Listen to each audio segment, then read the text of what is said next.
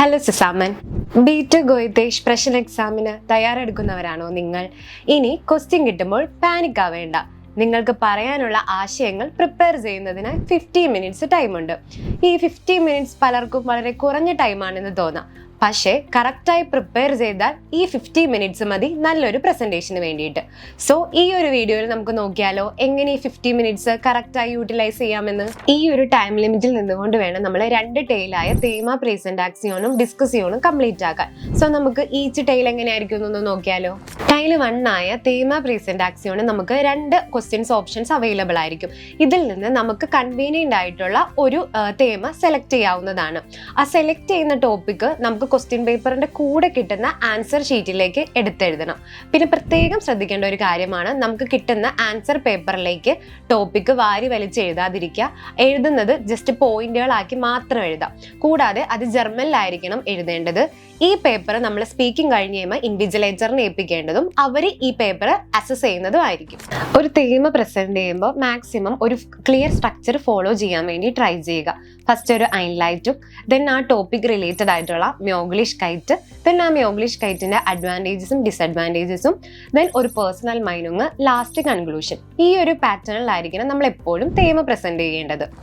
ഒരു തേമ സ്റ്റാർട്ട് ചെയ്യുന്നത് എപ്പോഴും ഐൻലൈറ്റിങ്ങിലൂടെ ആയിരിക്കും. സോ ഐൻലൈറ്റിങ് തിരഞ്ഞെടുക്കുമ്പോൾ എപ്പോഴും സിമ്പിൾ ആയിട്ടുള്ളതും ക്ലിയർ ആയിട്ടുള്ളതുമായിട്ടുള്ള ഐൻലൈറ്റിങ് നമുക്ക് തിരഞ്ഞെടുക്കാം. For example, ich habe mich heute für dieses Thema entschieden, weil es unser Gesellschaft eine wichtige Rolle spielt. എന്നിങ്ങനെയുള്ള ഹൈലൈറ്റുകൾ മാക്സിമം തിരഞ്ഞെടുക്കാൻ വേണ്ടി നോക്കാം. തേമ പ്രസന്റേഷനിൽ ഏറ്റവും മാർക്ക് കിട്ടുന്ന ഒരു ഘടകമാണ് മ്യോഗ്ലിഷ്കൈറ്റ്. സോ മ്യോഗ്ലിഷ്കൈറ്റ് ചൂസ് ചെയ്യുമ്പോൾ റെലവെന്റ് ആയിട്ടുള്ള മ്യോഗ്ലിഷ്കൈറ്റുകൾ എപ്പോഴും ചൂസ് ചെയ്യുക. ബട്ട് നമ്മൾ പ്രസന്റ് ചെയ്യുമ്പോൾ 3 മ്യോഗ്ലിഷ്കൈറ്റ് പ്രസന്റ് ചെയ്താൽ മതി എങ്കിലും പ്രിപ്പയർ ആവുന്ന സമയത്ത് അറ്റ്ലീസ്റ്റ് ഒരു 4 മ്യോഗ്ലിഷ്കൈറ്റ് എങ്കിലും പ്രിപ്പയർ ആയിരിക്കാൻ വേണ്ടി ശ്രദ്ധിക്കുക. മ്യോഗ്ലിഷ്കൈറ്റിന്റെ അഡ്വാൻറ്റേജസും ഡിസഡ്വാൻറ്റേജസും മെൻഷൻ ചെയ്യുമ്പോൾ നമ്മൾ പ്രത്യേകം ശ്രദ്ധിക്കണം. നമുക്കറിയാം എല്ലാ ടോപ്പിക്കുകൾക്കും 2 സൈഡുകൾ ഉണ്ടാവും. ഒരു പോസിറ്റീവ് ആസ്പെക്റ്റ് ഉണ്ടാവും, നെഗറ്റീവ് ആസ്പെക്റ്റ് ഉണ്ടാവും. പക്ഷെ മിക്ക കുട്ടികളും ഒന്നെങ്കിൽ പോസിറ്റീവ് സൈഡോ അല്ലെങ്കിൽ നെഗറ്റീവ് സൈഡോ മാത്രമായിരിക്കും എക്സ്പ്ലെയിൻ ചെയ്യുക. പക്ഷേ B2ന്റെ Sprechen എക്സാമിന് ഇൻവിജിലേറ്റേഴ്സ് കൂടുതലായി അസസ് ചെയ്യുന്നത് സ്റ്റുഡൻസിന് ആ ഒരു ടോപ്പിക്കിന്റെ ഡിഫറെന്റ് പെർസ്പെക്റ്റീവിൽ അതിനെ എക്സ്പ്ലെയിൻ ചെയ്യാൻ കഴിയുന്നുണ്ടോ എന്നുള്ളതാണ്.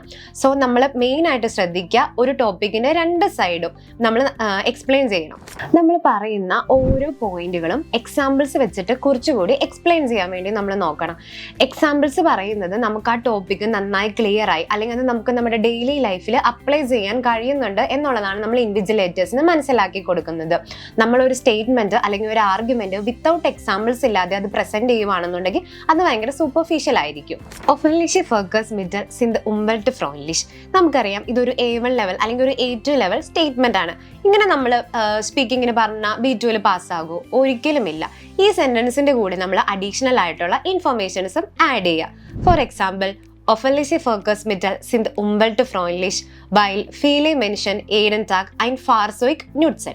The last and important one is stating our personal opinion. നമുക്കറിയാം B2 Sprechen എക്സാമിന് ഏറ്റവും കൂടുതൽ മാർക്ക് കിട്ടുന്ന ഒരു പോർഷനാണ് പേഴ്സണൽ ഒപ്പീനിയൻ പറയുമ്പോൾ. പക്ഷേ ഇവിടെ മിക്ക സ്റ്റുഡൻസും ചെയ്യുന്ന ഒരു കാര്യമാണ്, ഒന്നെങ്കിൽ ആ മ്യോഗ്ലിഷ്കൈറ്റിന് ഇന്ന അഡ്വാൻറ്റേജസ് ഉണ്ട് അല്ലെങ്കിൽ ഡിസഡ്വാൻറ്റേജസ് ഉണ്ട്, സോ നമുക്ക് ഇഷ്ടമുള്ള ഒരെണ്ണം ചൂസ് ചെയ്യുക എന്ന് പറയുന്നത്. പക്ഷേ ഇതെപ്പോഴും ഒരു റോങ് ആയിട്ടുള്ള സ്റ്റേറ്റ്മെന്റ് ആയിരിക്കും. മാക്സിമം നമ്മൾ പറയേണ്ടത് മൈനുങ്ങിന്റെ സമയത്ത് ഒരു സജഷനോ അല്ലെങ്കിൽ ഒരു അഡ്വൈസ് പറയുന്നത് പോലെ ആ ഒരു പേഴ്സണൽ മൈനുങ് കൺക്ലൂഡ് ചെയ്യാൻ വേണ്ടിയിട്ട് ശ്രദ്ധിക്കാം. സോ ഇത്രയും കാര്യങ്ങളാണ് ടൈൽ 1 ആയ തേമ പ്രസന്റേഷനിൽ നമ്മൾ ശ്രദ്ധിക്കേണ്ടത്. അടുത്ത നമുക്കിനി ടൈൽ 2 ഡിസ്കഷൻ എങ്ങനെയാണെന്ന് നോക്കിയാലോ. രണ്ടാമത്തെ ടൈലാണ് ഡിസ്കഷൻ. ഇവിടെ നമുക്ക് പാർട്ട്ണറായിട്ട് ഒരു ഇന്ററാക്റ്റീവ് സെക്ഷൻ ആയിരിക്കും ഉണ്ടാകുക. ഏത് ടോപ്പിക്കാണ് കിട്ടുക എന്ന് നമുക്ക് മുൻകൂട്ടി പറയാൻ പറ്റില്ല. അതുകൊണ്ട് ദാഫ്യൂർ പോയിന്റും ദാഗീഗൻ പോയിന്റും പ്രിപ്പയർ ആയിരിക്കുക. ഒരു ഡിസ്കഷൻ ഏറ്റവും കൂടുതൽ അട്രാക്റ്റീവ് ആവുന്നത് നല്ലൊരു ഓപ്പണിങ്ങോടുകൂടി അത് സ്റ്റാർട്ട് ചെയ്യുമ്പോഴാണ്.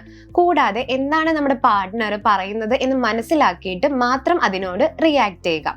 ഇപ്പൊ പറയുന്നതിനോട് നമ്മൾ എഗ്രി ചെയ്യുവാണെങ്കിൽ നമുക്ക് അതിന് പറ്റുന്ന റേഡിയോ മെറ്റീരിയൽസ് യൂസ് ചെയ്യാം. ഡിസഗ്രി ആണ് ചെയ്യുന്നതെങ്കിലും അതിന് പറ്റുന്ന റേഡിയോ മെറ്റീരിയൽസ് അവൈലബിൾ ആണ്, അത് നമുക്ക് യൂസ് ചെയ്യാം. പിന്നെ നമുക്ക് PE സ്ക്വയർ മെത്തേഡ് ഫോളോ ചെയ്യാം. എന്താണ് PE square method? P means pointing the main idea. എന്ന് ഉദ്ദേശിക്കുന്നത് നമ്മൾ ആ പോയിന്റിനെ കുറച്ചുകൂടി എക്സ്പ്ലെയിൻ ചെയ്ത് പറയുന്നതാണ്. അടുത്ത ഇ എന്ന് പറയുന്നത് നമ്മൾ ആ എക്സ്പ്ലെയിൻ ചെയ്തതിനെ ഒരു എക്സാമ്പിൾസ് കൂടി ആഡ് ചെയ്ത് പറയുന്നതാണ് PE സ്ക്വയർ മെത്തേഡ്. സോ ഡിസ്കസിയോണിൽ നമ്മൾ പ്രിപ്പയർ ചെയ്യുമ്പോൾ ഈ ഒരു മെത്തേഡ് ഫോളോ ചെയ്യാൻ വേണ്ടി ട്രൈ ചെയ്യുക. ഇത് നമുക്ക് നല്ല മാർക്ക് കിട്ടുന്നതിന് ഹെൽപ്പ് ചെയ്യും.